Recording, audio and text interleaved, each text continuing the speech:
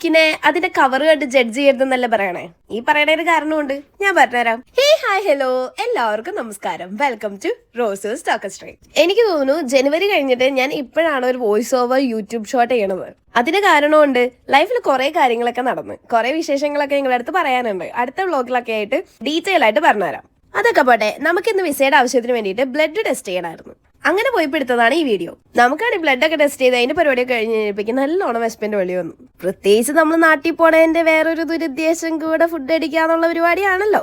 അതുകൊണ്ട് തന്നെ പിന്നെ ഒന്നും നോക്കാണ്ട് നമ്മൾ കുറെ യൂട്യൂബ് വീഡിയോസ് ഒക്കെ കണ്ട് ടിയിലേക്കാണ് വന്നത്.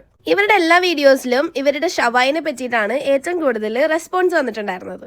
എനിക്കാണെങ്കിൽ ഷവർമ കഴിക്കാനായിരുന്നു ആഗ്രഹം. അപ്പൊ നമ്മൾ അങ്ങനെ ഒരു ഷവർമയും ഒരു ഷവായും കൂടിയാണ് ഓർഡർ ചെയ്തത്. കൂടെ നമ്മൾ 2 ഷേക്കും കൂടെ ഓർഡർ ചെയ്ത്. ഞാനൊരു ടെൻഡർ കോക്കനട്ടിന്റെ ഷേക്കും, അവൻ ഏത് ഷേക്കും ഓർഡർ ചെയ്തത് ഒരു പിടുത്തമുണ്ടായിരുന്നില്ല. ഇപ്പൊ നമ്മൾ വീഡിയോയും മെനുവും കൂടെ വെച്ച് നോക്കിയിട്ടാണ് ഇപ്പൊ അത് കണ്ടുപിടിച്ചത്. അവരൊരു ഗുവ ഷേക്കാണ് ഓർഡർ ചെയ്തത്.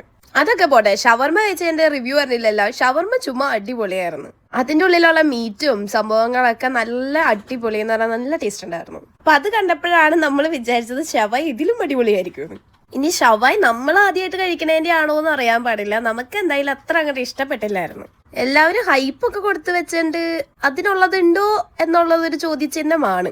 എനിവേസ്, അതിന്റെ കൂടെ ഒരു മാങ്ങ അരിഞ്ഞ് ഇങ്ങനെ ഉപ്പും മുളകൊക്കെ കൂട്ടി വെച്ചിട്ടുണ്ടായിരുന്നു. അത് ചുമ്മാ അടിപൊളിയായിരുന്നു. പിന്നെ വേറൊരു സംഭവം എനിക്ക് ഇഷ്ടപ്പെടാഞ്ഞത് അവരുടെ കുബൂസായിരുന്നു. ഭയങ്കര കട്ടിയായിരുന്നു അവരുടെ കുബൂസിന്. അങ്ങനെ നമ്മളതൊന്നും തീർത്തൊന്നുമില്ല. അവിടെ നമ്മളൊരു ഇച്ചിരി ജീരക മിഠായിയും കൂടി എടുത്തുകൊണ്ട് സ്ഥലം കാലിയാക്കി. അപ്പൊ അടുത്ത വ്ളോഗിൽ കാണാം. Thank you for watching. Bye from Roses ടോക്കസ്ട്രീ. ബൈ.